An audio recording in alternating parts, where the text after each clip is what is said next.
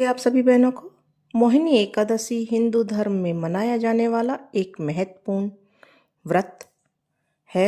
इस व्रत का मुख्य उद्देश्य व्यक्ति द्वारा इस जन्म और पिछले जन्मों में किए गए बुरे कर्मों से मुक्ति पाना है। हिंदू मान्यताओं के अनुसार मोहिनी भगवान विष्णु का एक विशेष और गुप्त रूप है।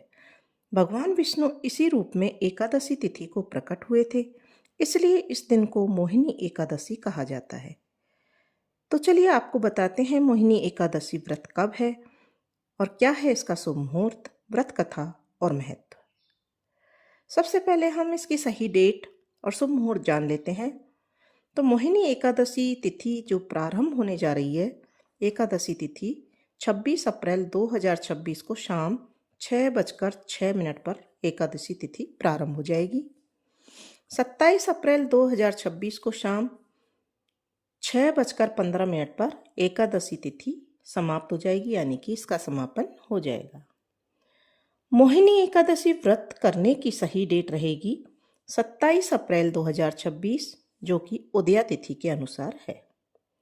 पूजा का शुभ मुहूर्त 27 अप्रैल को सुबह 9:02 से लेकर सुबह 10:40 तक का रहेगा।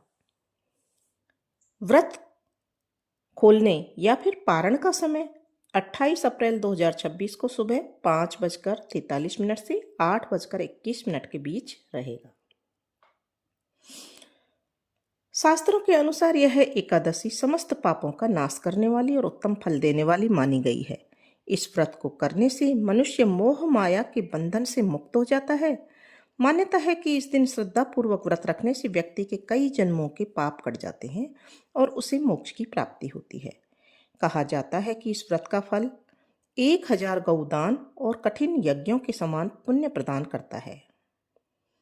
एकादशी के दिन सबसे पहले सूर्योदय से पहले उठकर नहाना चाहिए, साफ कपड़े पहनने चाहिए।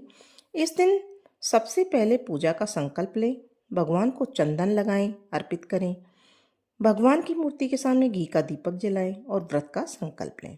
इस दिन भगवान के विष्णु सहस्त्र नाम का पाठ करना चाहिए। भगवान विष्णु को पंचामृत और जल से मूर्ति का अभिषेक करना चाहिए। भगवान विष्णु को पीले फूल, तुलसी पत्र चढ़ाए जाने चाहिए। धूप और दीप से आरती करनी चाहिए। एकादशी व्रत के बाद रात में भजन कीर्तन करें। ऐसा कहा जाता है कि इस व्रत को जो भी करता है उसे बहुत ही पुण्य मिलता है। पुराणों में कहा गया है कि जो एकादशी के दिन व्रत करता है उसे गौदान के बराबर फल मिलता है। तो इस तरह से विधि विधान पूर्वक यदि मोहिनी एकादशी का व्रत किया जाए तो हम पिछले जन्म के सभी पापों से छुटकारा पा सकते हैं और भगवान विष्णु की असीम कृपा को प्राप्त कर सकते हैं। बोलो भगवान विष्णु की जय।